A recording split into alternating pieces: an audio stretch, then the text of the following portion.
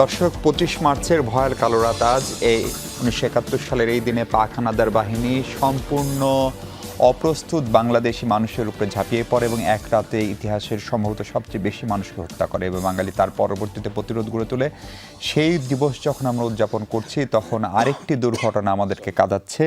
এর পাশাপাশি রাজনীতির নানান আলোচনা তো আমরা করবই। আমরা বুঝতে চাই যাত্রা কেমন হলো, আমাদের স্বাভাবিক মৃত্যুর গ্যারান্টি কতখানি, এবং দুর্ঘটনার নামে যে সমস্ত মৃত্যু হচ্ছে সেগুলোকে আমাদের সিস্টেমেটিক ব্যর্থতা অথবা ব্যবস্থাপনাগত ব্যর্থতা কিনা। আপনার সঙ্গে আছে মাহফুজ মির্জা, আপনাকে আমন্ত্রণ ২৪ ঘন্টায় প্রেজেন্টেড বাই আকিদ সানশাইন। আমার সঙ্গে স্টুডিওতে এই মুহূর্তে আছেন সরকার দলীয় এমপি এবং বিএনপির তথ্য বিষয়ক সম্পাদক জনাব আজিজুল বারী হেলাল এমপি।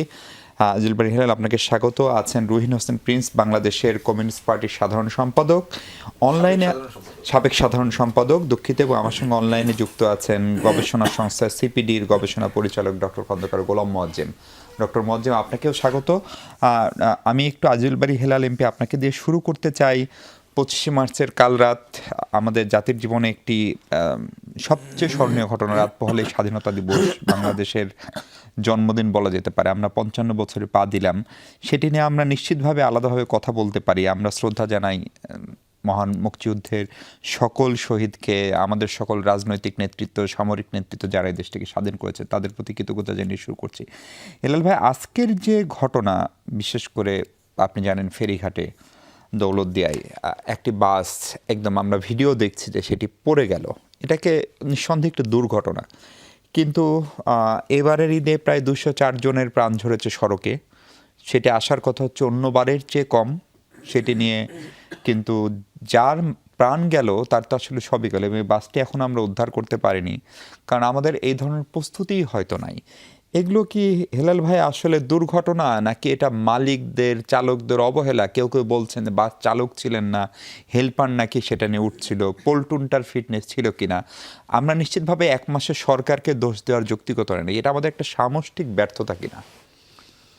দেখেন, দুর্ঘটনা দুর্ঘটনাই, কিন্তু এই দুর্ঘটনাকে নিয়ন্ত্রণ করবার জন্য যে সমস্ত ইনফ্রাস্ট্রাকচার এবং যে সমস্ত নিয়মকানুন, ট্রাফিক নিয়মকানুন, এইগুলোকে আমাদেরকে আমরা উত্তরাধিকার সূত্রেই একটা মানে বাজে জিনিস, নিয়ন্ত্রণহীন জিনিস আমরা পেয়ে আসছি।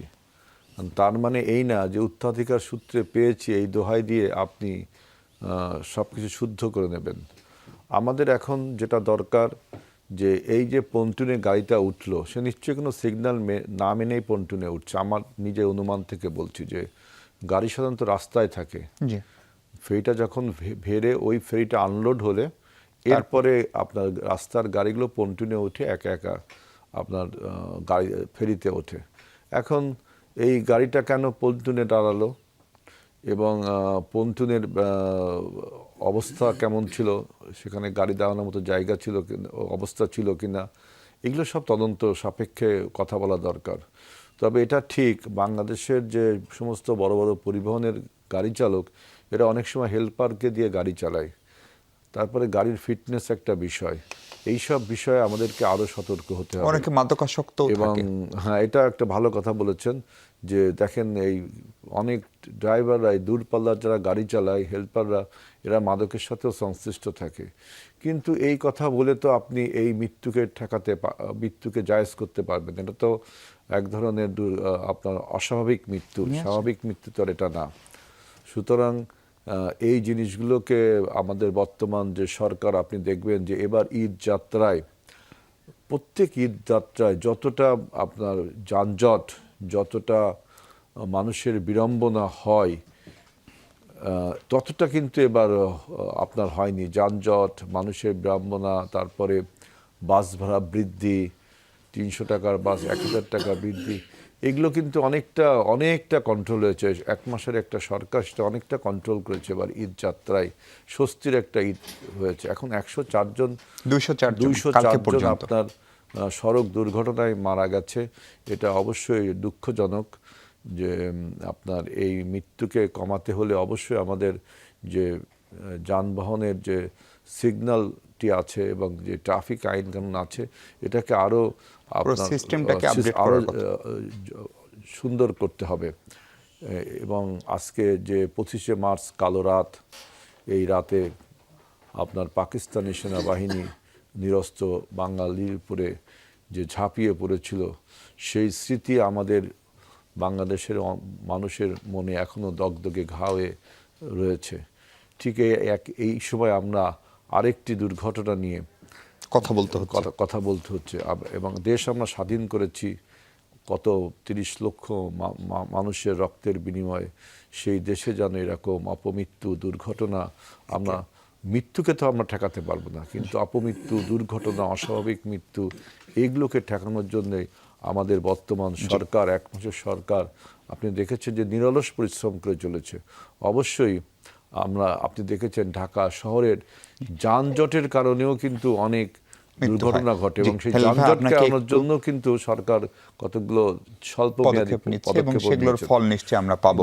আমাদের সঙ্গে যুক্ত হয়েছেন জনাব সালাউদ্দিন আইয়ুবী এমপি, তিনি গাজীপুর 4 আসনের সংসদ সদস্য। এমপি মহোদয়, স্বাগত আপনাকে। আপনি ইসলামী ছাত্র শিবিরের সাবেক সভাপতি বটে। আমি একটু খন্দকার গোলাম মোয়াজ্জেম, আপনাকে যে কারণে আমরা আজকে আসলে আমন্ত্রণ জানিয়েছিলাম সেটা মূলত ছিল জ্বালানি নিয়ে একটা সংকট, সেটি নিয়েও কথা বলবো, সেটি নিয়ে একটু পরে কথা বলতে চাই। এই ধরনের একটা দুর্ঘটনা যখন হয় তখন সেটাতে আমি দেখছিলাম যে একদম সেনাবাহিনী থেকে কোস্টগার্ড, ফায়ার সার্ভিস সবাই মিলেও ক্রাইসিস ম্যানেজমেন্টটা আমরা আসলে করতে পারছি না কেন 55 বছরের বাংলাদেশেও। একটি বাস আমরা প্রায় 4-5 ঘন্টা হতে চললো, সেটা তুলতে পারি নাই। কোনো কারণে যদি খন্দকার গোলাম মোয়াজ্জেম এরকম 10টি বাস পড়ে যেত, আমরা কি করতাম আসলে? এটার একটা ভালো উদাহরণ হতে পারে যখন যখন রানা প্লাজার দুর্ঘটনা হয়েছিল 2013 সালে, আপনি নিশ্চয়ই শুনছেন। জি। সেই সময়কালে হঠাৎ দেখা যায় এত 1000 জনের উপরে যখন মারা, এদের কিভাবে উদ্ধার হবে বা এদেরকে কিভাবে যারা হতাহত হয়েছেন তাদেরকে কিভাবে বের করে আনা, কোন রকমের কৌশলী ছিল না।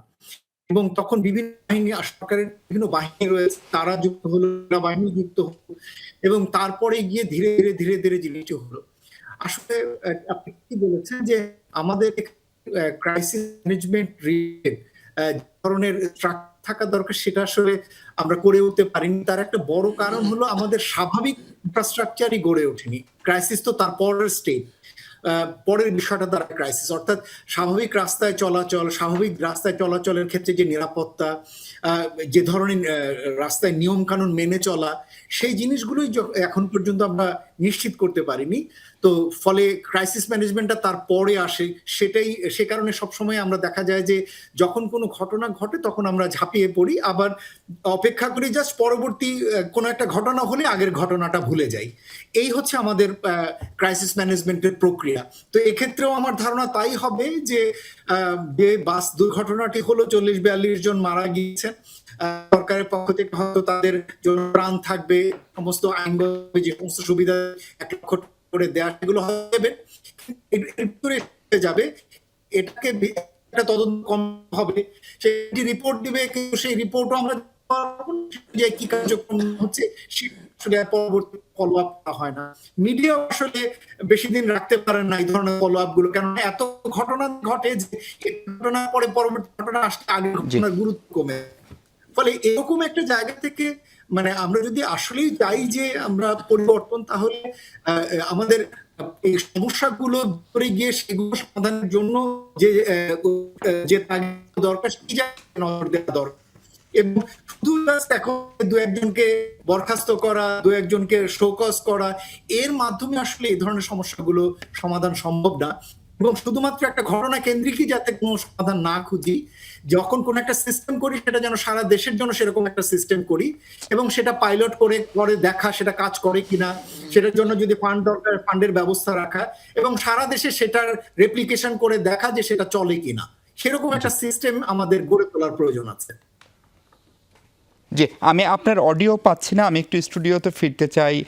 জনাব রহিন হোসেন প্রিন্স, আপনি যদি একটু বলেন, আমরা বলছিলাম যে এগুলো আসলে দুর্ঘটনা, ধরেন এই যে 204 জন মানুষ মারা গেল এবার শুধু সড়ক দুর্ঘটনা, আজকের ঘটনা বাদে, রোড সেফটি ফাউন্ডেশনের তথ্য, এবং তারা বলছে এই সংখ্যা অন্য বছরের চেয়ে কম, যেটা আসার খবর। তার একটা বড় কারণ হচ্ছে জ্বালানি সংকটের কারণে এবার হাইওয়েতে বাইক কম ছিল, না হলে এই মৃত্যুর সংখ্যা অন্যান্য বছর আরও বেশি থাকে। ফলে এগুলোকে আসলে ধরেন হাইওয়েতে বাইক চলে, হাইওয়েতে অটো উঠে গেছে, তাদের কোনো নিয়ন্ত্রণ নাই, ফলে এগুলোকে আসলে দুর্ঘটনা নাকি এগুলোকে হত্যাকাণ্ড বললে বেশি বলা হবে? আজকের ঘটনাটাকেও যদি একটু আপনি রিলেট করে বলেন। জি, ধন্যবাদ আপনাকে। আমি আসলে এই আলোচনার শুরুতে কথা বলতেই হবে যে আজকে তো 25শে মার্চ, আমার রিপোর্টারের নাম বলেন।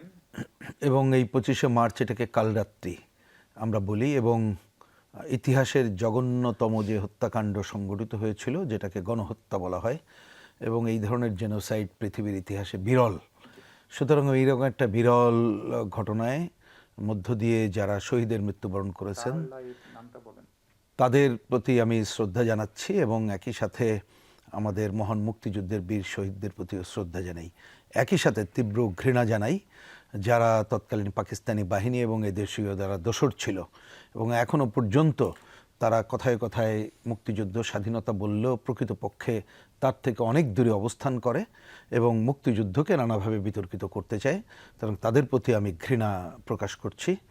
আর এ কথাই আমি খুবই ক্ষুব্ধ হলাম যে আমরা অনেক দিন ধরে এই 1 মিনিটের একটা ব্ল্যাক আউট করার মধ্য দিয়ে এই রাত্রিকে স্মরণ করার জায়গায় পুরো দেশবাসী এটা করতো, কিন্তু এইবার সরকার কেন এটা বাতিল করলো? সকালবেলায় নিয়েছিল শুরুতে, সকালবেলায় বলল যে হবে, রাতের বেলায় বলল হবে না। আমি জানি না কি কারণে, এখনো ব্যাখ্যা আমরা পাইনি। কারণ আমি জানি না যে এখন মুক্তিযুদ্ধ বিরোধী শক্তি আছে, তাদেরকে খুশি করার জন্য কেউ যদি এটা করে থাকে এটা কোনোভাবেই গ্রহণযোগ্য না। এটা পরিষ্কার করে বলি, বাংলাদেশ এটা গ্রহণ করবে না, এবং মার্চ মাসে এটাকে গ্রহণ করার কোনো কারণ নেই। যেহেতু এখনই দলদীয় অন্য ঘটনা বলতে হবে, আমি আর না বলে এইটাকে থামলাম। আগামীকাল আমরা এই যে 26শে মার্চ স্বাধীনতা দিবস পালন করব, সেখানে আমাদের এই কণ্ঠগুলো আরও জোরে উচ্চারিত হবে, এবং কোনোভাবেই মুক্তিযুদ্ধ বিরোধী কোনো অবস্থান বাংলাদেশে মেনে নেওয়া হবে না। এটা খুবই দুঃখ এবং ক্ষোভের কথাও বটে। এই যে দৌলদিয়ার ঘটনা, আমি পরিষ্কার করে বলি, আমরা এ ধরনের ঘটনাগুলোকে অনেক দিন ধরে বলে আসছি এটা একটা কাঠামোগত হত্যাকাণ্ড, স্ট্রাকচারাল কিলিং। এটাই একেবারে। আপনি দেখেন, খুব আমি যদি সহজ করে বলি, এখানে মজ্জেম ভাই কতগুলো কথা বললেন। আজকে যে দৌলদিয়া যে ঘটনা ঘটলো, যদিও একসময় রাস্তা দিয়ে আমাদের যাতায়াত ছিল, আমি যেহেতু পদ্মার ওপারে খুলনা অঞ্চলে মানুষ, এখন হয়তো ওইদিকে যাওয়া হয় নাই, কিন্তু স্ট্রাকচারালটা যেটা মজ্জেম ভাই কারেক্টলি বলছেন যে যদি সমস্ত জায়গায় এরকম একটা জায়গায় করা যেত, তাহলে আপনি বলেন বাস উঠতে যে এই ধরনের ঘটনা ঘটবে? পুরোনো আমলে যখন ছিল তখন তো জোর করে হলে প্যাসেঞ্জারকে নামায় নিতে হতো, এখন তো আর সেটা করে তো সেটা তাহলে করছেন না কেন? তাহলে আপনি তো পুরো জিনিসটাকে এই ধারে না করেই এই সংকটগুলো কিন্তু তৈরি হচ্ছে। কোনো একটা জায়গায় হয়তো অনেক বেশি আমরা পজিটিভ ভালো দেখছি, আরেক জায়গায় অন্ধকারে থেকে যাচ্ছে। তাহলে সামগ্রিক জায়গাটা এটা না করার মধ্য দিয়ে এই ঘটনাগুলো ঘটছে বলেই আমার কাছে মনে হয়। এবং এটা খুবই, এবং আমার অনেক পরিচিত জন, সবাই পরিচিত বাংলাদেশের, তবুও জানেন যে ওই অঞ্চলের সেটা খবর পাচ্ছি প্রতি মুহূর্তে, এবং ওইখানের যে কী ভয়াবহ অবস্থা কল্পনাও আমরা কিন্তু করতে পারছি না, এরকম একটা ঘটনা। তা সুতরাং আমি মনে করি যে এই ব্যাপারটা ঠিকই বলেছেন উনি, যে আমরা হয়তো একটা ব্যক্তিকে ধরবো, এ কথা বলবো, সে কথা বলবো, ক্ষতিপূরণ দেবো, এইটা দিয়ে কিন্তু এটা শেষ হবে না। কারণ মিনিমাম যাত্রাটা যদি নিরাপদ আমরা না করতে পারি, রোডের কথাটা যেটা বললেন, হ্যাঁ এইবার কিন্তু আমরা যেটা এই যে তথ্য যেটা আসলে, এবং আমাদের বিবেচনায় যথার্থ, কারণ অতীতের অভিজ্ঞতাও তাই বলে, কিন্তু এইটাও আমাদের কাম্য ছিল না। কারণ দেখেন, শুধু এইবার না, এটা বেশ কয়েক বছর ধরে আমরা কিন্তু ঈদের ছুটি একটা অ্যাডজাস্ট করেছি। সুতরাং হুট করে করেছি, নট দ্যাট, এবং এগুলো অভিজ্ঞতা থেকেই করা উচিত। কে ক্ষমতা ওইটা ভুলে যাই আমরা। তাহলে সেইটার মধ্য দিয়ে আমরা কিন্তু যাতায়াতটা একটা নির্বিঘ্ন করতে পেরেছি। ভাড়া নিয়ে নানা জটিলতা, আমি সে আলোচনায় গেলামই না, কিন্তু তারপরেও ওই যে 204 জন, এটা তো কম না। এইটা আমাদের আকাঙ্ক্ষা ছিল না। এর জন্য অবশ্য আমি একটু ব্যক্তিগতভাবে বলবো যে যারা যাত্রী আমরাও, আমাদেরকে একটু সচেতন হইতে হবে। আমি শুধু একতরফা ওই কথাটা বলতে চাচ্ছি না, কারণ অনেক ক্ষেত্রে কিন্তু তড়িঘড়ি নানা ধরনের রাস্তার যতটুকু নিয়মকানুন না মেনে চলে একটা ব্যাপার আছে, কিন্তু যারা দায়িত্বপ্রাপ্ত সরকার বা সংশ্লিষ্ট এলাকাগুলোর যারা দায়িত্বপ্রাপ্ত, তাদেরকে আরও বেশি কি বলবো যে বিবেচনা প্রসূতভাবে কাজ করা, মালিক থেকে শুরু করে সর্বত্র এটা করা। আর কাঠামো যে হত্যাকাণ্ডের কথাটা আসছে, আপনি দেখবেন এটা কিন্তু এখন না, আমরা অনেক দিন ধরে বলছি, এবং এটা সাধারণভাবে সভা সেমিনারের আলোচনা এটা কেউ দ্বিমত করে না। যারা এই অঞ্চলের বৌদ্ধ মানুষ তারাও কিন্তু কেউ দ্বিমত করে না, কিন্তু আমরা ওই জায়গাগুলো কেন কংক্রিট ফর্মে যেতে পারছি না। আমি মনে করি এইখানে যাওয়ার, যদি আমরা কিছুটা করতে পারি তাহলে এই শোক প্রকাশ অন্য কথার বাইরে ওইটা কতগুলো ইতিবাচক ধারায় আমরা যেতে পারবো। সালাউদ্দিন আইয়ুবী, খুবই শোকের খবর তো আপনি জানেনই নিশ্চয়ই। আবার আজকে 25শে মার্চের কাল রাত, এই দিনে পাক হানাদার বাহিনী আমাদের উপর বিনা এক ধরনের নোটিশে ঝাঁপিয়ে পড়েছিল, অসংখ্য মানুষকে, ঢাকা বিশ্ববিদ্যালয়ের 2টি হল সহ বস্তির মানুষদেরকে হত্যা করা ছিল। সেটির স্মরণ নিয়ে সিপিবি নেতা বলছিলেন যে একটা কালরাত স্মরণ, এটা ট্র্যাডিশনের মতো হয়ে গিয়েছিল সেই সময়টাকে। সেটি সরকার কি বাস্তবতায় বাতিল করলো তার কোনো ব্যাখ্যা আমরা পাইনি। আপনারা সরকারের অংশীদার থাকার কারণেই সেটি কিনা, সেই প্রশ্নে সিপিবি নেতা তুলছেন। আপনি কি সেটা একটু আগে অ্যান্সার করবেন, তারপরে আমরা আজকের দুর্ঘটনা নিয়ে কথা বলব? এটা হেলাল ভাই ভালো বলতে পারবে, ওনারা তো সরকারের পার্ট, আমরা তো সরকার, ওনারা সরকার আর কি। আমরা আসলে এই ব্যাপারে কোনো তথ্য বা অবগতি আমাদের নাই আর কি, সুতরাং আমরা আসলে একবারই কিছু বলতে পারছি না এই ইস্যুটাতে। তবে আমরা বিশেষভাবে এই 25শে মার্চের রাতে যে হত্যাকাণ্ড চালানো হয়েছে, আমরা তরুণ প্রজন্ম সহ আমরা বিশ্বাস করি এটা ছিল জঘন্য হত্যাকাণ্ড, এটার উপযুক্ত বিচার হওয়া দরকার। এই ঘৃণ্য কাজ যেন ভবিষ্যতে আর কোনো জাতি আর না দেখে, সেজন্য উপযুক্ত ব্যবস্থা যে কোনো সরকারের পক্ষ থেকে গ্রহণ করা দরকার। একই সাথে আমরা তাদের প্রতিও ঘৃণাভরে প্রত্যাখ্যান করি তাদের এই কর্মকাণ্ড। আর পাশাপাশি আমি আগামীকাল 26শে মার্চ মহান স্বাধীনতা দিবস, এই মহান স্বাধীনতার জন্য যারা লড়াই করেছেন, সংগ্রাম করেছেন, তাদের প্রতি গভীর শ্রদ্ধা জ্ঞাপন করছি। একই সাথে তাদের জন্য দোয়া করি আল্লাহ তাআলা তাদের সকলকে জান্নাতের সর্বোচ্চ মাকাম জান্নাতুল ফেরদৌস নসিব করুন। বিশেষভাবে স্মরণ করছি আমি কাপাসিয়ার সন্তান, গাজীপুর 4 কাপাসিয়ার কৃতির সন্তান, বাংলাদেশের প্রথম প্রধানমন্ত্রী তাজউদ্দিন আহমেদকে। তিনি এই মুক্তিযুদ্ধকে বাংলাদেশে নেতৃত্ব দিয়েছেন, তাকে আল্লাহ তাআলা যেন বিশেষ মর্যাদা দান করেন, সেই দোয়া করছি। জি, আপনার কাছে আমার দ্বিতীয় প্রশ্ন হচ্ছে, এই যে সড়ক দুর্ঘটনায় মৃত্যুর কথা আমরা বলছিলাম, আজকে ফেরিঘাটে যেটি হলো, এই সিস্টেম আর কতদিন চলবে? আমরা এটাকে স্ট্রাকচারাল কিলিং বলি, আমরা এটাকে 55 বছরের সামষ্টিক ব্যর্থতা বলি, কিন্তু ভাই আমাদের একটা গাড়ি ফেরিতে উঠতে পারবে না। আমাদের যে রেল লাইনটা নষ্ট, যেখানে লাল পতাকা জ্বলছিল সান্তাহারে, সেইখানে কি বলে আপনার ট্রেন চালক সেটা পার হয়ে চলে যাবেন, কিংবা চট্টগ্রাম কুমিল্লায় যেখানে একজন লাইনম্যান থাকার কথা, সেই লাইনম্যান এদের এই সময়ে থাকবে না, এবং তাদের অবহেলার কারণে সাধারণ মানুষের জীবন যাবে এই দেশে 55 বছর পরে। এগুলার কতদিন আমরা আসলে মেনে নেব? হ্যাঁ, ধন্যবাদ। আপনি যথার্থই বলছিলেন। দেখুন, একটু স্বস্তি প্রকাশ করা হচ্ছে যে 204 জন এবার মৃত্যুবরণ করেছেন। একটা মোটামুটি এক ধরনের সন্তুষ্টি বা স্বস্তির সাথে বলা হচ্ছে, অতীতের চেয়ে একটু কম বলা হচ্ছে। কিন্তু এবারের দেখেন একটু ভিন্নতা হলো, অন্য সময় দেখা গেছে ইন্ডিভিজুয়াল এই দুর্ঘটনাগুলো ঘটে। মোটরসাইকেলের দুর্ঘটনাগুলো ম্যাক্সিমামই হলো 1জন বা 2 জনের দুর্ঘটনা, কিন্তু এবার হলো কালেকটিভ এক একটা ইস্যু তৈরি হয়েছে। বিশেষ করে ট্রেনের যে দুর্ঘটনা, খুবই মর্মান্তিক।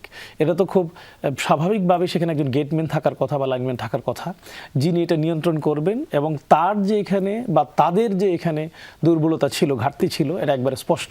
এবং দুঃখজনক হলো সত্য, ওই গেটম্যানের মতোই সারা বাংলাদেশে শত শত গেটম্যানের এই দুর্বলতাগুলো আছে। সরকার এই জায়গায় কতটুকু কাজ করছে এটা হলো দেখার বিষয়। এই যে কিছুক্ষণ আগে এক ভদ্রলোক সুন্দর করে বলছিলেন যে একটা ঘটনা ঘটলে ওটাকে নিয়ে সবাই মিডিয়া হুমড়ি খেয়ে পড়ে কথাগুলো বলার চেষ্টা করে। সামগ্রিকভাবে এই ধরনের যে ঘাটতিগুলো রয়েছে, এগুলো নিয়ে আসলে কোনো কালেকটিভ কাজ হয় না, এটা নিয়ে কোনো স্পেশাল রিসার্চ হয় না, এগুলো নিয়ে কোনো করণীয়গুলো ঠিক করে সেগুলোকে ইমপ্লিমেন্ট হয় না।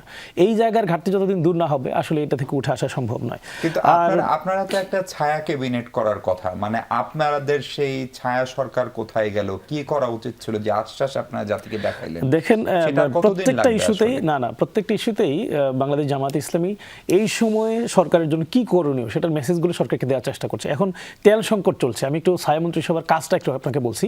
তেল সংকট চলছে এবং তীব্র সংকট চলছে। এই সংকট মোকাবেলায় সরকার কি করতে পারে, এই জন্য বাংলাদেশ জামাত ইসলামী সম্মানিত আমির ডাক্তার শফিকুর রহমান স্পষ্ট করে স্পেশাল বিবৃতি দিয়েছেন, অল্টারনেটিভ মার্কেট খুঁজতে হবে তেল পাওয়ার জন্য, এবং মার্কেটটা কিভাবে খুঁজবে? বাংলাদেশ মুসলিম প্রধান দেশ, ওআইসি মুসলিমদের সংকট সমাধানের জন্য বিভিন্ন সময় কাজ করে থাকে, তাদের সাথে সরকার কাজ করতে পারে। ওআইসি D8 এখন পর্যন্ত কোন একটা সমস্যা একটা করা বিবৃতি দিতে পেরেছে, ইনক্লুডিং মিয়ানমার? বিবৃতি না ওআইসি কে তো দিলেও আমরা অনেকে বিবৃতি না ঠাট্টা করে দিলেও বলি দেখেন, ওআইসি। বিবৃতি না দিলেও ওআইসির নিঃসন্দেহে এটা বিবৃতি না দিলেও দেখেন তারা এই এবার তেল সংকটের যে কারণগুলো রয়েছে, কারণগুলোর মধ্যে অন্যতম হলো মুসলিম প্রধান যে দেশগুলো, ইরানকে কেন্দ্র করে, মধ্যপ্রাচ্যকে কেন্দ্র করে এই সংকটটা তৈরি হয়েছে। ওআইসির নিয়ন্ত্রণটা তাদের হাতে, সুতরাং ওআইসি যেহেতু তাদের হাতে, তাদের দ্বারা নিয়ন্ত্রিত, তাদের সাথে কথা বলে এই সংকট সমাধানের একটা সুযোগ সরকারের জন্য রয়েছে। D8 এটা মুসলিম প্রধান দেশগুলোর একটা বড় জায়গা, সেখানে জায়গা, সেগুলোতে সরকার চাইলে কথা বলতে পারে। সেই ক্ষেত্রে বাংলাদেশ জামায়াত ইসলামী তার জায়গা থেকে ভূমিকা রাখার সুযোগ রয়েছে বলে জামায়াত ইসলামী স্পেশালি বলেছে, কিন্তু সরকার উদ্যোগ সেগুলো সেভাবে আসলে সেখানে দৃশ্যমান নয়, এই জন্য কথা বলেছে। এভাবে সংকট সমাধানে বাংলাদেশ জামায়াত ইসলামী করণীয়গুলো করার চেষ্টা করছে।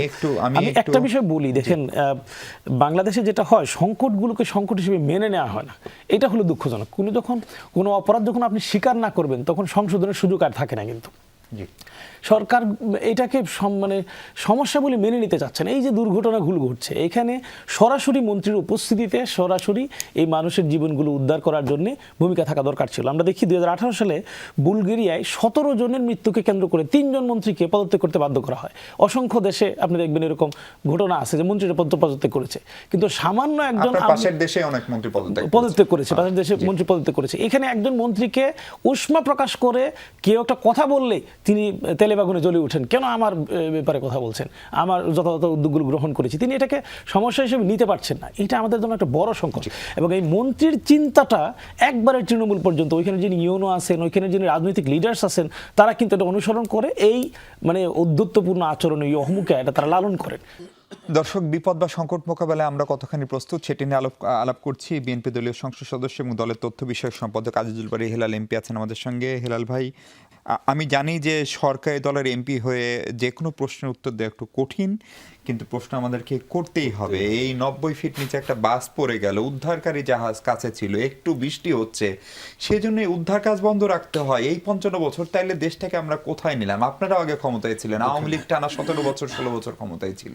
আমি এই প্রশ্নের উত্তর দেওয়ার সাথে আরেকটি প্রশ্নকে রিলেট করতে চাই, যে 25শে মার্চ কালো রাত্রে যখন আমাদের উপরে হামলা করা হলো নিরস্ত্র মানুষের উপরে, তখন কিন্তু রাত 1টায় আমাদের নেতা, স্বাধীনতার ঘোষক প্রেসিডেন্ট জিয়াউর রহমান বলেছিলেন যে আই ডু রিভোল্ট, আমি বিদ্রোহ করলাম। প্রথম বাঙালি পাকিস্তানের বিরুদ্ধে বিদ্রোহ করা। এখন বাংলাদেশের যে অবস্থা, বিশেষ করে আপনি দেখেন যে সড়ক দুর্ঘটনা, প্রাকৃতিক দুর্যোগ, এগুলো আমাদের লেগেই আছে, তাই না?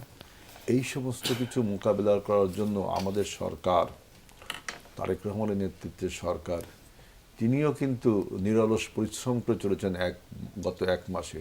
আমাদের সরকারকেও বলতে হবে যে I do revolt against this আপনার আনলফুল অর ইনডিসিপ্লিনড, আমাদেরকেও বলতে হবে যে আই ডু রিভোল্ট, আমরাও বিদ্রোহ করলাম।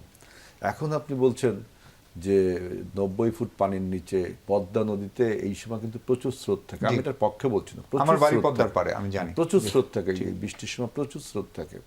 এখন জাহাজটি পাওয়া গেছে, এইটা কোনো বড় কথা না, যাত্রীগুলো পাওয়া গেল কিনা। 11 জন যাত্রী বেঁচে উঠেছিল, তার মধ্যে 4 জন রাস্তায় মারা গেছে, 7 জন আমরা হসপিটালে নিতে পেরেছি। এখন বলতে পারেন যে এখানে কি অ্যাম্বুলেন্স প্রয়োজনীয় আপনার যানবাহন ছিল কিনা। যখন ঘটনাটি ঘটে তখনই যদি এই প্রিপারেশনগুলো থাকতো, তাই না, তাহলে কিন্তু খুবই ভালো হতো। আমাদের তো এই লজিস্টিক সাপোর্ট, তারপরে উদ্ধারের জন্য যে টেকনোলজিক্যাল সাপোর্ট, এগুলো তো আমাদের যথেষ্ট ঘাটতি রয়েছে। এই জন্য বলছি আমাদের এই সরকারকে বলতে হবে এই সমস্ত ইস্যুতে আমরা বিদ্রোহ করলাম, মানে অনিয়মের বিরুদ্ধে বিদ্রোহ করলাম, আমাদের ঘাটতির বিরুদ্ধে। কিন্তু আপনারাও কি তদন্ত কমিটি 1 লাখ টাকা 2 লাখ টাকা ক্ষতিপূরণ এই যে থেমে যাবেন? এইগুলো হলো আপনার রাষ্ট্রীয় কিছু নিয়ম, যে বাসটা যে ডুবে গেল, বাসটা যে আপনার পন্টুনে দাঁড়ালো, সিগন্যালম্যান কি ছিল না, তাহলে এটা তদন্ত করে বের করতে হবে না আসলে প্রকৃত দোষটা কার।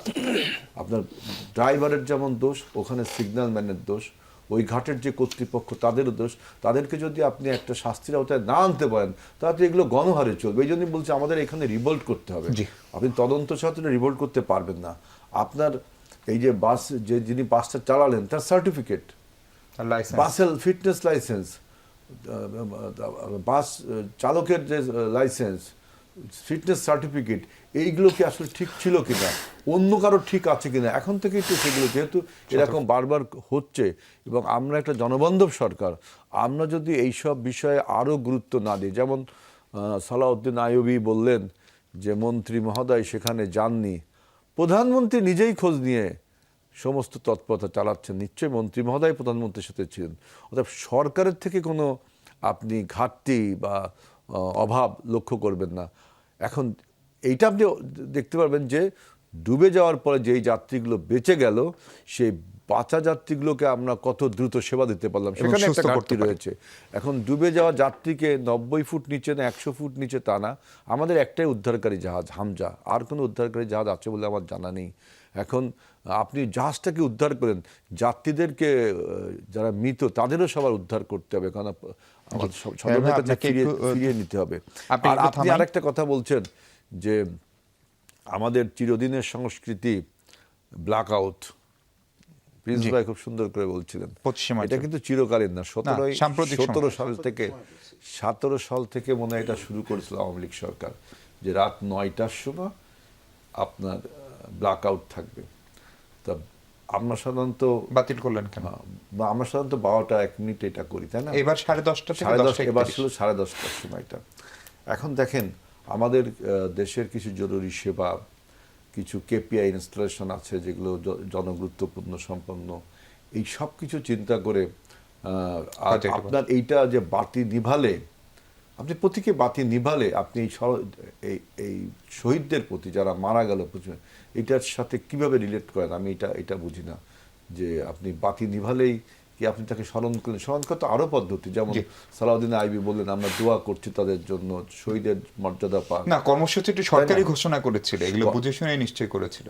না, আমি সেটা বলছি। দেখেন যে কর্মসূচিটি আপনার অনেক কিছু বিবেচনা করে প্রত্যাহার করা হয়েছে, অনেক কিছু বিবেচনা করে আপনি 1 মিনিটের লাইট আপনার বাতি যদি নিভে যায় এবং ঠিক 9টা 10টা, তখন কিন্তু আমাদের দেশের পিক আওয়ার কর্মচঞ্চল, সবকিছুই আপনাকে বুঝে শুনে বলতে হবে। আমরা 25শে মার্চকে হৃদয় ভরে স্মরণ করি, মর্মান্তিকভাবে স্মরণ করি, তার মানে আপনি বাতি নিভিয়ে দিবেন তাতে স্মরণ হলো। খন্দকার গোলাম মুয়াজ্জেম, আপনি কি শুনতে পাচ্ছেন? এই যে আমরা যে সংকট মোকাবেলার কথা বলছি, জ্বালানি সংকটে সারা পৃথিবী ভুগছে। আজকে পর্যন্ত বোধহয় 42টি দেশ জ্বালানি তেলের দাম সমন্বয় করেছে। আমরা সম্প্রতি জেট ফুয়েলের দাম আমাদেরকে বাড়াতে হয়েছে। আজকে প্রধানমন্ত্রী একটা জরুরি ক্যাবিনেট করার পরে তার উপদেষ্টা একজন ডাক্তার জাহেদ, তিনি বলছেন সরকার তেলের দাম বাড়াবে না। এইটা কি কতখানি বাস্তবসম্মত সিদ্ধান্ত মনে হয় আপনার কাছে? 1 এবং 2 হচ্ছে এই জ্বালানি সংকটের যে প্রভাব, সেইটা আমরা ঠিক বুঝতে পারছি কিনা রাষ্ট্রীয় পর্যায়ে আমাদের নীতি নির্ধারকরা? আমি আপনার এই দুটো প্রশ্নের উত্তর দেওয়ার আগে আগের প্রশ্নের ব্যাপারে একটা সংযুক্তি দিয়ে রাখি। সেটা হলো যে দেখুন, মন্ত্রণালয় বা সরকারের ক্ষেত্রে এত অনেক কিছুর মধ্যে ব্যস্ততা থাকে, তো ফলে দেখা যায় যে কিছুদিন পরে অন্য অনেক বিষয় তারা ব্যস্ত হয়ে যাবেন। এক্ষেত্রে একটা গুরুত্বপূর্ণ ভূমিকা রাখতে পারে সংসদীয় স্থায়ী কমিটিগুলো। আমি অনুরোধ করব যে যোগাযোগ মন্ত্রণালয়ের যে স্থায়ী কমিটি হবে, এখনো যেহেতু গঠন হয়নি, এই স্থায়ী কমিটিগুলো খুব কার্যকর ভূমিকা রাখতে পারে সরকারের দায়বদ্ধতার ক্ষেত্রে। এবং এক্ষেত্রে স্থায়ী কমিটিগুলোর ক্ষমতা রয়েছে, ফান্ড রয়েছে, তারা যদি বিশেষজ্ঞ কোনো কাউকে দিয়ে এগুলোর ব্যাপারে কোনো সুপারিশ করতে চান, সারা দেশব্যাপী কি করণীয় সে ধরনের করতে পারেন। তারা স্থায়ী কমিটির বৈঠকগুলোতে বাস পরিবহন মালিক সমিতি, সরকারের কনসার্ন এজেন্সি, তাদেরকে ডেকে তলব করতে পারেন এবং তাদের কাছ থেকেও ব্যাখ্যা নিতে পারেন। সুতরাং এই কাজগুলো যেন সংসদীয় স্থায়ী কমিটিগুলো আগামী দিনে করে, এটি খুব জরুরি হয়ে পড়েছে। কেননা সংসদীয় স্থায়ী কমিটিগুলোকে আমরা প্রায়শই অকার্যকর দেখি এবং অনেক ক্ষেত্রেই দেখতে পাই যে সরকারের মন্ত্রণালয়ে বাস মালিক সমিতি এবং এই অ্যাসোসিয়েশনগুলোর মধ্যে কেমন যেন একটা নীরব যোগ সাজস আগে ছিল। এই জায়গা থেকে বেরিয়ে আসার খুবই জরুরি হয়ে পড়েছে। যদি আমি একটু জ্বালানি সংকটের ক্ষেত্রে আসলে মূল্য বৃদ্ধির সমাধান নয়, কেন সেটি বলছি, এই মুহূর্তে আপনার বিশ্বব্যাপী আসলে জ্বালানির প্রাপ্যতার ঘাটতি রয়েছে। আপনার হাতে এই মুহূর্তে ডলার থাকলেও কিন্তু আপনি পাচ্ছেন না, সরবরাহজনিত ঘাটতি রয়েছে। উপরন্তু আপনি যখন মূল্য বৃদ্ধি করছেন, আপনি মূল্য বৃদ্ধি করবেন টাকায়, ডলারে না। ফলে আপনি টাকায় মূল্য বৃদ্ধি করেও কিন্তু ডলার আপনার হাতে পৌঁছাচ্ছে না। ফলে শুধুই আপনি ভোক্তাকে এক ধরনের ভোগান্তির মধ্যে রাখছেন, কিন্তু সেই অনুযায়ী সরবরাহ কিন্তু আপনি বাড়াতে পারছেন না, কারণ আপনার হাতে পর্যাপ্ত ডলার নেই এগুলো আমদানি করার। সুতরাং সেই জায়গাটি থেকে প্রথম যুক্তি যে এই ভোক্তার উপরে এই দায়টি এই মুহূর্তে দেওয়ার যৌক্তিকতা নেই, এক। দুই, সেটি হলো যে বিগত বছরগুলোতে বিপিসি, বাংলাদেশ পেট্রোলিয়াম কর্পোরেশন, ব্যাপক মুনাফা করেছে। যেমন 2025 সালে প্রায় 4,700 কোটি টাকা মুনাফা করেছে, এবং 2026 সালেও অধিকাংশ সময়ই তারা মুনাফা করেছে। সুতরাং এই মুনাফা দিয়েও তাদের পক্ষে এই সময়ের যে বাড়তি মূল্য সেটা পরিশোধ করার সামর্থ্য তাদের আছে। সুতরাং সেটি আমার ধারণা তারা বিবেচনা করবে, আমার কাছে সেটি মনে হয়। তবে সবচেয়ে গুরুত্বপূর্ণ এই মুহূর্তে যেটি, সেটা মূল্য বৃদ্ধি এই মুহূর্তে সমাধান না। এই মুহূর্তে সমাধান হচ্ছে যতটুকু সরবরাহ পাওয়া যাচ্ছে, হাতে যতটুকু আছে, আগামী মাসগুলোতে যতটুকু আসবে, এটি দিয়ে যত দীর্ঘ সময় এটিকে ব্যবহার করা যায়। সুতরাং রেশনিংটি খুব গুরুত্বপূর্ণ। আমি অবাক হচ্ছি যে এখন পর্যন্ত জ্বালানি মন্ত্রণালয় ঈদের পূর্বে যে রেশনিং এর কাঠামোটা ঘোষণা করেছেন, সেটি ঈদ পরবর্তীকালে আর নতুন করে ঘোষণা করেনি, কারণ ঈদের আগে তারা উঠিয়ে দিয়েছিলেন। আমার মনে হয় যে সেটিও কি কাজ করেছে খন্দকার গোলাম মোয়াজ্জেম? কারণ একই ড্রাইভার সারাদিন পাম্প ঘুরে ঘুরে তেল নিয়েছে। আমাদের কাছে এরকম তথ্য আছে যে 1 তারিখে দাম বাড়তে পারে, যেহেতু প্রত্যেক মাসের শেষ দিনে সরকার জ্বালানির মূল্য অ্যাডজাস্ট করে, সেই কারণে অনেকে বাসা বাড়িতে তেল মজুত করছে, এরকম ছবিও আমরা পেয়েছি। ফলে আপনি এনআইডি অথবা যদি লাইসেন্সের বিপরীতে কোনো একটা তথ্য প্রমাণ পাম্পের কাছে না থাকে, তাহলে একই লোক তো চাইলে একাধিকবার তেল নিতেও পারে। হ্যাঁ, সেটি হয়েছে। আপনি যে ধরনের ঘটনাগুলো বলেছেন হয়েছে, কিন্তু ডিপো থেকে যে পরিমাণ তেল ছাড়া হয় বিভিন্ন, সেখানে যদি রেশনিং হয়, তাহলে সারা দেশে যতটুকুই ওই ঘুরিয়ে ফিরে যাই নেক, দৈনিক সরবরাহের যে উচ্চ সীমা সেটা যদি গ্রাজুয়ালি রেশন করে, তাহলে সারা দেশে সেটার একটা প্রতিক্রিয়া পড়বে। আমার মনে হয় সেটা কম বেশি কিছুটা আমরা দেখতে পেয়েছি সেটা। যদিও এর মধ্যে যেহেতু আমাদের প্রপার ডিজিটাল সিস্টেম নেই, মনিটরিং এর কাঠামো নেই, ফলে এই জিনিসগুলো ওই ঘুরে ফিরে একাধিকবার নেবার ঘটনা যে হয়নি তা না। কিন্তু এই মুহূর্তে আমাদের জন্য যেটা, যে ডিপো থেকে শুরু করে পর্যন্ত, ডিলার থেকে ডিস্ট্রিবিউটর পর্যন্ত আসলে আমাদের রেশনিং দরকার, এক। দ্বিতীয় যেটা দরকার সেটা হচ্ছে যে নিয়মিত একটি প্রেস ব্রিফিং করা দরকার জ্বালানি মন্ত্রণালয় থেকে, দৈনিক কি পরিমাণ আসলে তারা সরবরাহ করলেন, সেটি সারা দেশে কতটুকু কোন জেলায় গেলেন, এই ধরনের একটা তথ্য উপাত্ত দিলে, কি পরিমাণ তাদের মজুদ আছে, কি পরিমাণ আগামী দিনে আসছে, সেটা হলেও কিন্তু জনগণের ভিতরে যে অজানা যে আতঙ্ক, সেটা অনেকটা কমে আসে। এবং এটা আমার কাছে মনে হয়েছে যে যখন কোভিডের সময়কালে দৈনিক ভিত্তিতে কোভিড সংক্রান্ত বিষয়গুলোকে সরকার মিডিয়ার মাধ্যমে জানাতো, এবং আপনারা যখন খবরে সেই তথ্যগুলো দিতেন, তখন কিন্তু জনগণের ভিতরে এক ধরনের আশ্বস্তি তৈরি হতো। তো আমার মনে হয় যে এই ধরনের একটা প্রেস ব্রিফিং করে জানানোটা, এটা অনেকটা কাজে দিবে। সময় নেই। ডক্টর খন্দকার গোলাম মোয়াজ্জেম, আপনাকে অনেক ধন্যবাদ আমাদের সঙ্গে যুক্ত হওয়ার জন্য। আমি স্টুডিওতে ফিরছি। সালাউদ্দিন আইয়ুবী, আমাদের এদেশের মানুষ সংকট সমাধানে আমাদের অসংখ্য সাকসেস স্টোরি রয়েছে। ফলে এই জ্বালানি তেলের সংকটটার উদাহরণ আপনি আগেই দিচ্ছিলেন। আমরা এই সংকটটাকে প্রথমত স্বীকার করছি কিনা, আপনি একটা ডিনায়াল মুডের কথা বলছিলেন। দ্বিতীয়ত হচ্ছে আমরা এটা নিয়ে স্বল্প মেয়াদে কি করব, এবং একটা ক্রাইসিস ম্যানেজমেন্ট সেল গঠন করার কোনো পরামর্শ বা কোনো উদ্যোগ সরকারে বা সংসদে দেখেন কিনা আপনারা? দেখুন, এই জ্বালানি সংকটটা কিন্তু বৈশ্বিক, এখন এই একটা বৈশ্বিক সময়, এবং বলা হয়ে থাকে দ্য গ্লোবাল হেলথ, একেবারে আমি সুনির্দিষ্ট কয়েকটা কথা বলবো। দেখেন, ডিনায়াল মোড কেন বলছি, বিদ্যুৎ জ্বালানি মন্ত্রী বলছেন হঠাৎ বিক্রি বেড়ে দেওয়ায় সংকট তৈরি হয়েছে, অর্থাৎ তিনি সংকট মানতে চাচ্ছেন না, বিক্রি বেড়ে গেছে কারণে সংকট তৈরি হচ্ছে, ডিমান্ড এন্ড সাপ্লাইয়ের মধ্যে গ্যাপ তৈরি হয়েছে। উনি অন্যভাবে কথা বলছেন,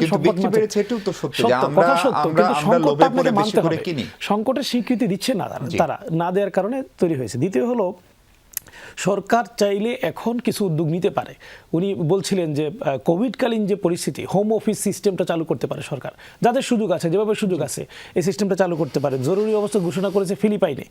বাংলাদেশ সরকার জরুরি অবস্থা না হইলেও ছুটি বাতিল করেছে বহু দেশে, হ্যাঁ, ছুটি বহু দেশে বাড়িয়েছে। ছুটি বাতিল করেছে। কয়েকটা দেশে স্কুলগুলো বন্ধ করে দিয়েছে। এগুলো কিন্তু খুব বেশি মানে কঠিন ডিসিশন না। একটু ডিসিশন নিলে কয়েকদিনের জন্য একটা, আমি মনে করি স্কুল হলে কয়েক লক্ষ গাড়ি প্রতিদিন একটা টাইমে বন্ধ থাকতে বাধ্য যারা স্কুলে যায়। এরকম কিছু উদ্যোগ সরকার সুনির্দিষ্টভাবে যদি নিতে পারে তাহলে বোঝা যাবে সরকারের সদিচ্ছা আছে এবং সরকার এটাকে সংকট হিসেবে নিয়েছে, ধরে নিয়েছে যে সংকট নয়। এই কারণে সরকার যাচ্ছে তাই মোডে আছে এখন। প্রিন্স ভাই, আমরা এই ধরেন সামনে গরম আরো পারবে, ফলে এই জ্বালানির সঙ্গে বিদ্যুৎ উৎপাদনের সম্পর্ক, আগের সরকারের করে যাওয়া লোনের কিস্তি শুরু হবে এই 26 জুন থেকে, ফলে সব মিলিয়ে কি একটা অর্থনৈতিকভাবে কঠিন পরিস্থিতির দিকে পড়তে যাচ্ছে? সেই জায়গায় ধরেন মন্ত্রীদের আলাদা গাড়ি না করে সবাই মন্ত্রীপাড়া থেকে সিঙ্গেল, মানে নানান ধরনের প্রতীকী কাজই তো করা যায়, সরকার সেগুলো ভাববে কিনা? আচ্ছা, আমি এক সংক্ষেপে কোনো ব্যাখ্যায় যাব না। একটা গণহত্যা নিয়ে কথা আসছে, আমি সময় নেই, আমি জানি। প্রথম কথা, তথ্যটা একটু আপডেট থাকা দরকার। আমরা যতটুকু জানি 17 সাল থেকে জাতীয় গণহত্যা দিবস হিসেবে পালন করি আমরা। আন্তর্জাতিক স্বীকৃতি চাই, সেই দায়িত্ব আমরা করছি। এই সরকার তাহলে তারটা পরিষ্কার করুক। আর এটাও বলি, এইবার যে 10টা 30 থেকে 31 মিনিট এবং আগেও যে 1 মিনিট করতো, অনেক জায়গায় কিন্তু এটা করা হতো না। ধরেন বিদেশি রাষ্ট্রদূত অন্যান্য জায়গায়। তো সরকারের কাছে আমি জানি না, হেল সাহেবের ব্যাখ্যাটা যদি সরকারি ব্যাখ্যা হয়, আজকে শুনলাম, তাহলে অন্তত পক্ষে আমরা এই কোশ্চেন করতে, আপনি সরকারের alternate কি ব্যাখ্যা না, করবেন? আমার আচ্ছা, ব্যাখ্যা। ওনার ব্যাখ্যা, তাহলে আমি সরকারের ব্যাখ্যা চাই। আমারও ধারণা তাই, কারণ আমি সরকারকে জানতে চাইছি, আমাকেও ব্যাখ্যা দেওয়া হয় নাই। কিন্তু অন্তত পক্ষে ওনার ব্যাখ্যাটাকে আমি রাজি হতাম যদি এইটার বাইরে অল্টারনেটটা কোনোটা করতেন। সেটা করে না, এটা গ্রহণযোগ্য না। এবার আসি জ্বালানি নিয়ে, আমি বেশি ব্যাখ্যায় যাচ্ছি না। একটা জরুরি, আপনি পরে যে পয়েন্ট বলেছেন, তার আগে একটা দেখেন, কোশ্চেন করতেই হয়। পেট্রোল অকটেন তো আমাদের দেশে উৎপাদিত হয়, তাহলে তো ঘাটতি এটা তো থাকার কথা না। অন্য যেটা ঘাটতি মানি, ডিজেল, সেইটার জন্য অফকোর্স পরিস্থিতি অনুযায়ী মজিম ভাই কারেক্টলি বলছে, খালি টাকা দিলে তো হবে না। যে দেখলাম 2টা জাহাজে 300 কোটি, এর জন্য জনগণের পয়সা চাপানোর কোনো দরকার নাই, প্রয়োজন হলে পরে দেখবো। আর ঠিক, কিন্তু এখন ম্যানেজমেন্টটা করতে হবে। আপনি যে কথাগুলো বললেন যে আমরা কেন সেটা পারবো না, সরকারি আমরা কিছু কিছু দেখছি। আমি ঈদের আগের কথা বলছি, তাহলে এখন তারা ঘোষণা করুক যে আমরা বাসে করে যাওয়া আসা অন্য জায়গায় করো। আমি এটা ট্রেন সেটের জন্য বলছি, আমি সবাইকে সবসময় বলছি না। যেমন একটা দুর্ঘটনা, আমাকে তো মন্ত্রীকে গাড়ি চালাই চলে যেতে হবে, আরও 10 জনকে যাইতে হবে, ওইখানে রেশন করতে বলছি না। কিন্তু এই রেশন করার জায়গাটা আমাদের যেতেই হবে, কোনো অল্টারনেট নাই। দ্বিতীয় এবং মূল কথা, দেখেন অনেক সময় অনেক সংকট, এটা শব্দটা কীভাবে নয় জানি না, আশীর্বাদ হয়ে আসে কী কারণে জানেন? যেহেতু আপনি বিদ্যুতের কথা বলেছেন, এক একটা সংকট যখন হয়েছে, আমরা বিদ্যুতের অল্টারনেটগুলো, যেটা কিন্তু অনেক দিন ধরে বলা হচ্ছে, এবং বাংলাদেশে এটা সম্ভব। পানি আছে, বায়ু আছে, আমার সূর্য আছে, আমার গ্যাস আছে, যেটা পেট্রো বাংলাকে একেবারেই কি বলবো যে নিচু করে রাখা হয়েছে, এবং জ্বালানি নির্ভরতা, আমদানি নির্ভরতা বাড়িয়ে তোলা হয়েছে, যেটা বাংলাদেশের করছে কার স্বার্থে জানে? ব্যবসায়িক স্বার্থে। এবং অতীত দিনে আমরা বিদ্যুতের নামে কি হয়েছে সবই কিন্তু এখানে যথেষ্ট আলোচনা হয়েছে। সুতরাং এখন আমি মনে করি এই কাজটা করার জন্য আমাদের দেশের বিশেষজ্ঞদেরকে নিয়ে দ্রুততার সাথে পরামর্শ করব, আমরা পজিটিভ ধারায় যদি আগাইতে পারি, তাহলে সংকট দূরীকরণে আমরা অন্ততপক্ষে একটা স্বচ্ছতার জায়গায় যেতে পারবো, এবং একটা নতুন সরকার, ফলে বিশাল প্রত্যাশা জনগণের। কি করা উচিত সেটা নিয়ে কথা বলবো দর্শক, তার আগে আবার একটা বিরতি নিই।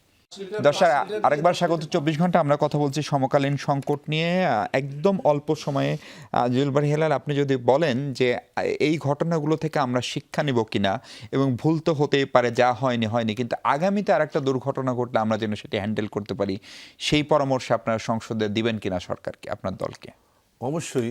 আমরা তো যেটা বললাম যে এই সমস্ত ডেথ, মানে অল অন এ সাডেন যে ডেথগুলো হচ্ছে, আকস্মিক যে মৃত্যুগুলো হচ্ছে, যে অ্যাক্সিডেন্টাল মৃত্যু, এর জন্য আমি এটাকে তো আপনাকে মোকাবেলা করতে গেলে আমি যেটা বললাম যে বিদ্রোহ ঘোষণা করতে হবে প্রচলিত ব্যবস্থার বিরুদ্ধে। এখন আমি দেখেন, আপনি একটা জিনিস কিন্তু আমাদের সরকারকে ক্রেডিট দিবেনই, ইরান আর এবং আমেরিকার যখন যুদ্ধ লেগে গেল, তখন কিন্তু অন্য কোনো সরকার থাকলে দেখবেন সাথে সাথে ওই রাত্রেই তেলের দাম বেড়ে যেত। অর্থাৎ তেলের যে সিন্ডিকেটটা ছিল, তেল আমদানি এবং বিক্রি ডিস্ট্রিবিউশনে, আমরা কিন্তু ওই সিন্ডিকেটটাকে মোকাবেলা করতে পেরেছি, আমরা তেলের দাম বাড়াইনি। এখন আপনি বলতে পারেন যে আমাদের মজুদ, একটা দেশে সাধারণত আমাদের দেশে আমি যতদূর জানি 30 দিনের মতো 30 দিনের মতো মজুদ থাকে। আপনি তো এই মজুদের এরিয়াটা আরও বাড়াতে হবে। তারপরেও আপনি সমস্যার সমাধান করতে পারবেন না যেহেতু যুদ্ধ যদি দীর্ঘস্থায়ী হয়।